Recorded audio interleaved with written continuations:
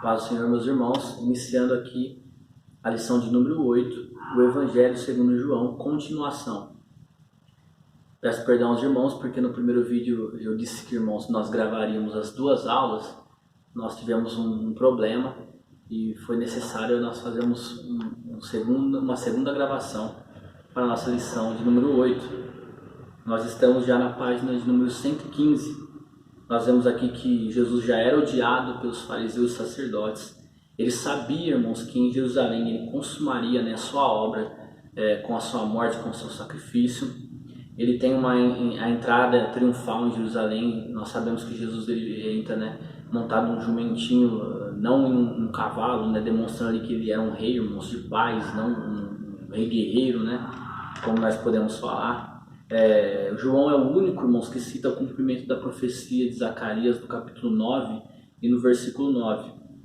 Já em João, no capítulo 12, versículo 37 ao 50, fala dos que não conseguiram crer por não quererem crer. Quando o coração não deseja se apossar das verdades de Deus, a inteligência não consegue assimilá-las, irmãos. Então, gostaria de fazer um parênteses aqui, e para que essa verdade fique gravada no nosso coração. Nós reconhecemos isso.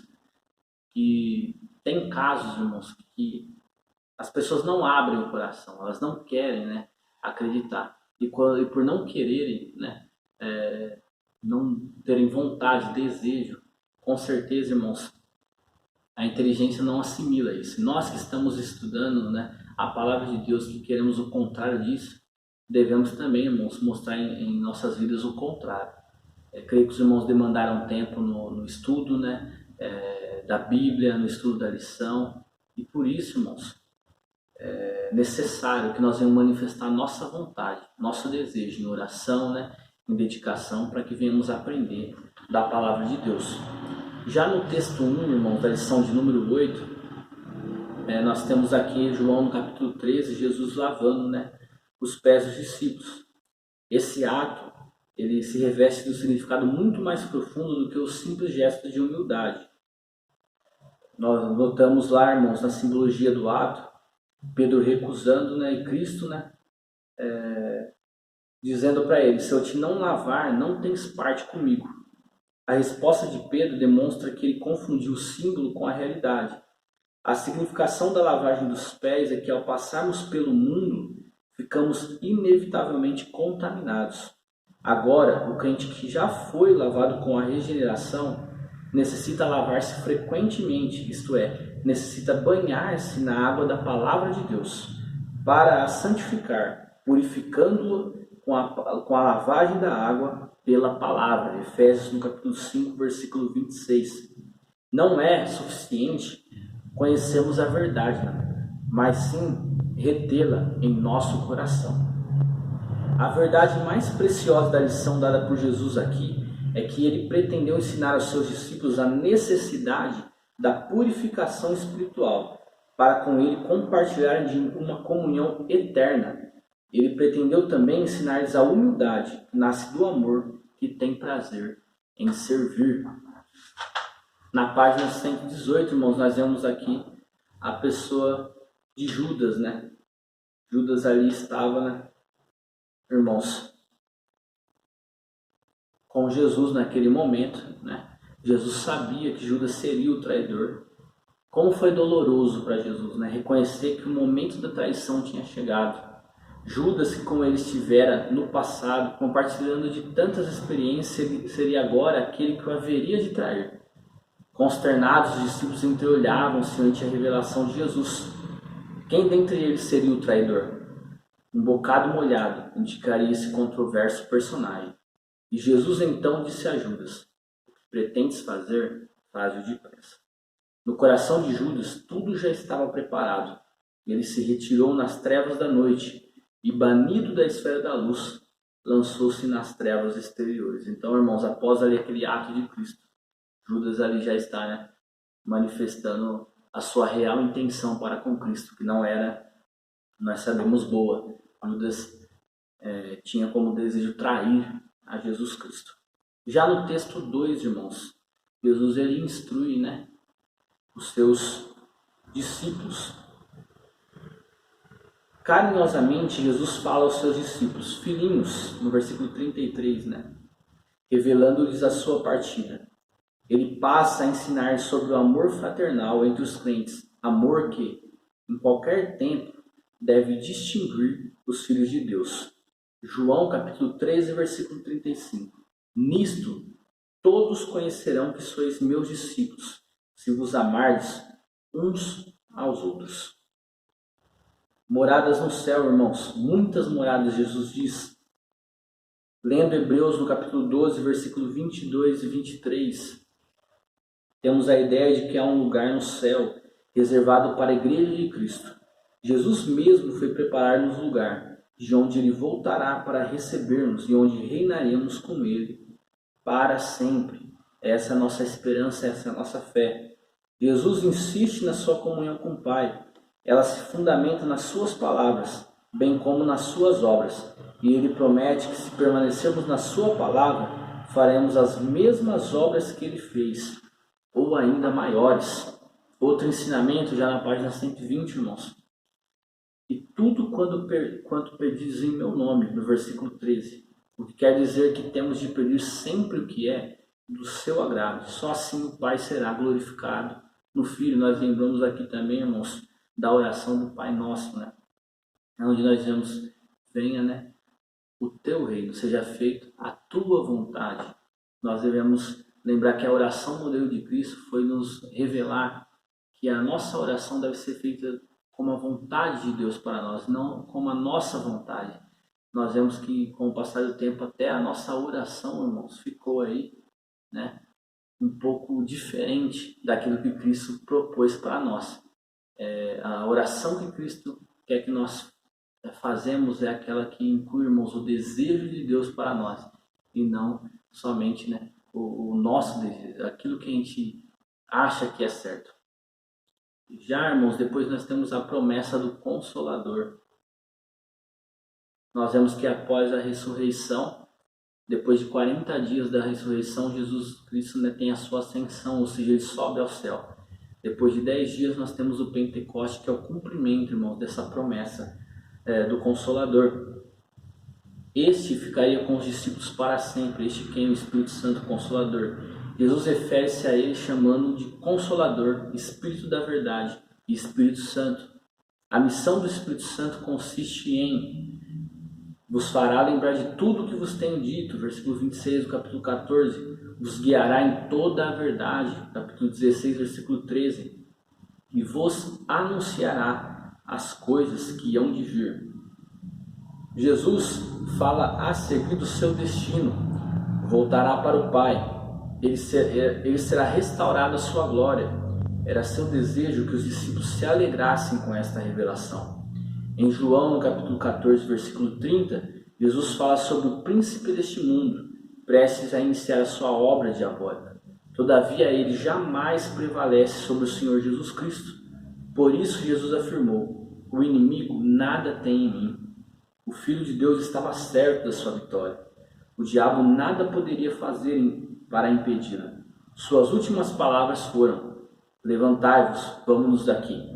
Jesus sabia de todo o ódio que naquele momento reinava no coração dos homens, mas permaneceu calmo, pronto a dar a sua vida na cruz do Calvário. Nós vemos aqui, irmãos, obviamente nós apresentamos Jesus Cristo no seu lado divino e ele aceitando, irmãos, né, o cumprimento, né, da sua missão, sabendo do ódio das pessoas, mesmo assim ele permanece calmo, né, cumprindo ali, né, a profecia de Isaías 53, né, como um cordeiro mudo, né, levado, né, ao matador para morrer por nós.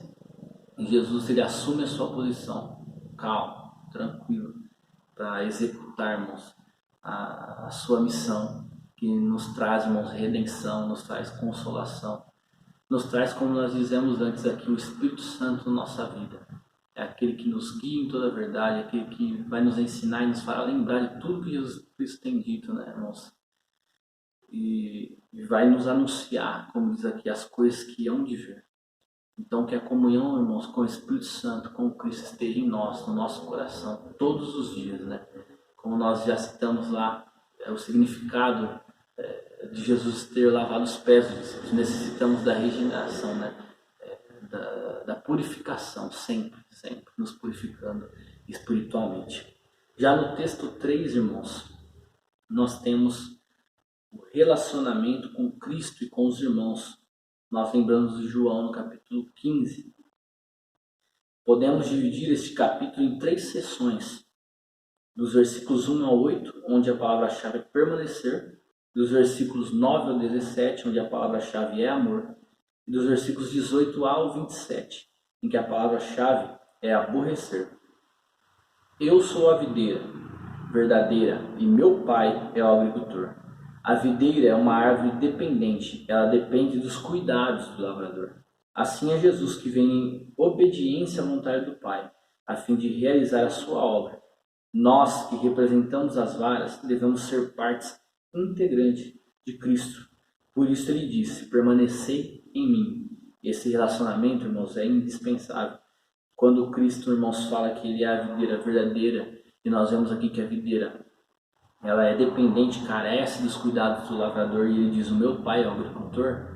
Isso, irmãos, não rebaixa Cristo, muito pelo contrário. Mostra que Cristo assumiu a sua posição como homem. E assumiu a sua posição, não usurpou, né, ser igual a Deus, como a palavra diz, mas ele, irmão, se rebaixou a ser um ser humano e assumiu a sua posição até o fim. O nosso relacionamento com Cristo, irmãos, ele é indispensável. Se estivermos em Cristo, né, vamos dar fruto. Mas se não estivermos em Cristo, irmãos, como diz a palavra de Deus, os ramos, irmãos, eles são tirados, são cortados. O amor de Cristo. A segunda sessão do capítulo 15 está relacionada com o amor. Como o Pai me amou, também eu vos amei. Permanecei no meu amor, diz o versículo 9. João, no capítulo 15, no versículo 10, registra a condição para sermos objetos do amor de Cristo. Se guardardes os meus mandamentos.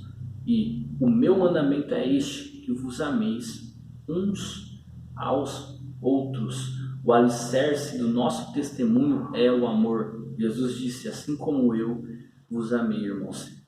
E nós devemos também lembrar dos mandamentos, né?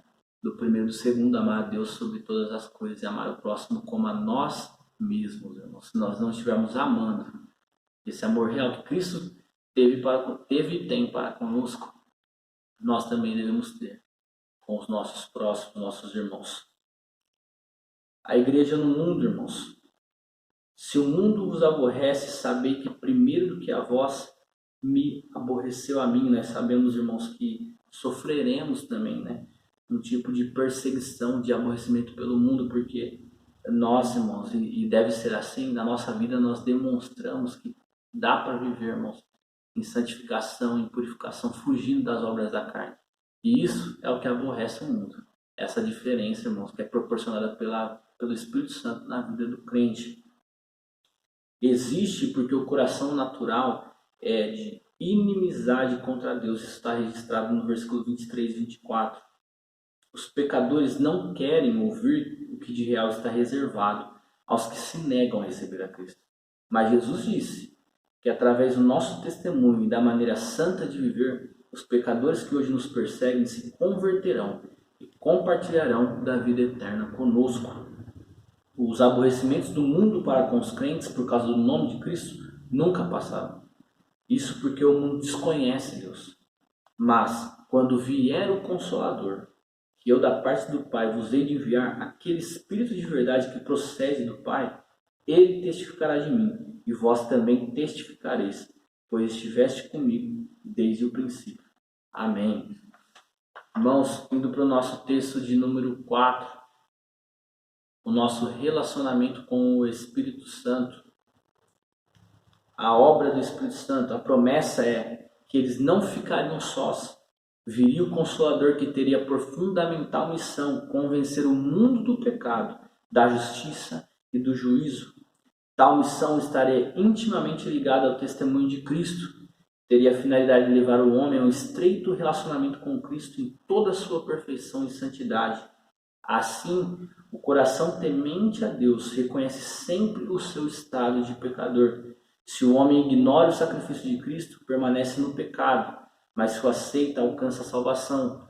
Com certeza os irmãos vão lembrar que em sala de aula nós comentamos, irmãos, a respeito do que o o nosso pastor nos ensina, e eu lembrei do pastor Severino, quando ele disse que um testemunho de que um homem veio conversar com ele, disse: eu não tenho pecado, eu não vejo pecado em mim. E o pastor, né, mostrou para ele que se ele continuasse daquela forma, com aquele pensamento, com certeza ele iria se desviar do caminho. E o homem, não recebendo os bons conselhos, irmãos, ele acaba por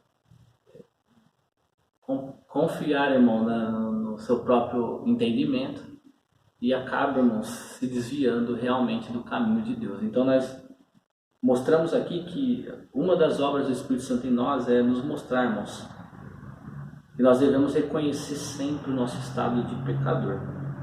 Se a gente ignora isso, irmãos, o sacrifício de Cristo, a gente permanece no pecado. Mas se a gente aceita, nós alcançamos a salvação. O Espírito Santo, ele opera por meio daqueles a quem dá dons espirituais, fazendo lembrar tudo o que tiver ouvido, aplicando assim as verdades de Deus à vida atual. Esse também anunciará as coisas que hão de vir. João capítulo 16, versículo 13. Glorificará Jesus, e assim podemos reconhecer o ensino que é ministrado no poder do Espírito de Deus. Já os efeitos da morte e ressurreição de Cristo, irmãos, no versículo 20 temos a menção dos efeitos da morte e da ressurreição sobre os discípulos: tristeza, choro e lamentação. Mas a vossa tristeza se converterá em alegria, o vosso coração se alegrará, e a vossa alegria ninguém poderá tirar. Aos discípulos estava reservada uma alegria permanente, irmãos. Glória a Deus. Já no texto 5, irmãos, finalizando a nossa lição de número 8, nós temos a oração sacerdotal de Jesus. Isso está registrado no capítulo 17. Nós temos as 7 petições aqui, irmãos. Seja ele glorificado, assim como o Pai foi nele glorificado. Versículo 5, pela restauração da vida eterna, pela segurança dos crentes quanto ao mundo e o mal, pela santificação dos crentes, pela unidade espiritual dos crentes, para que o mundo possa crer, para que os crentes possam estar com ele nos céus, contemplar sua glória e dela participar.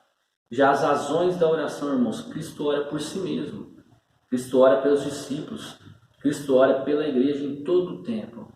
E aqui, irmãos, nós vemos Cristo, na realidade ele não era necessário que ele orasse, irmãos, se a gente for ver o lado divino de Cristo, mas assim ele o faz para demonstrarmos que nós devemos e precisamos estar sempre em oração.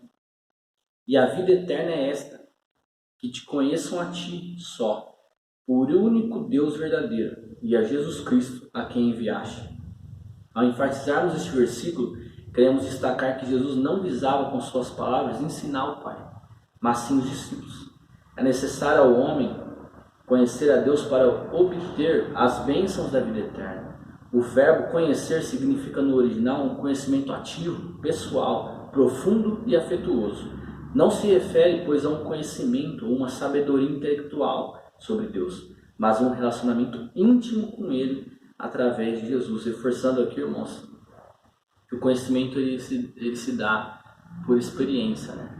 O melhor conhecimento ele se dá por experiência. Então, para a gente conhecer a palavra, para a gente conhecer a Cristo, nós precisamos de experiência com Cristo, de intimidade com Cristo. Jesus prossegue pedindo ao Pai que os discípulos sejam guardados unidos, que tenham alegria, que sejam libertos do mal, que sejam santificados na verdade. No versículo 20 a 26, a oração de Jesus abrange todos aqueles que viriam integrar o rebanho do sumo pastor através dos tempos, ou seja, essa oração também é para nós, irmãos. Cristo declara aqui que ele dera aos seus discípulos a glória que ele próprio recebera do Pai. Que glória teve Jesus neste mundo? Tu em mim. E que glória temos nós, os crentes? Cristo em nós. Que essa seja a nossa glória, irmãos, a nossa alegria, que seja Cristo em nós. Deus abençoe a você e você aproveite o estudo.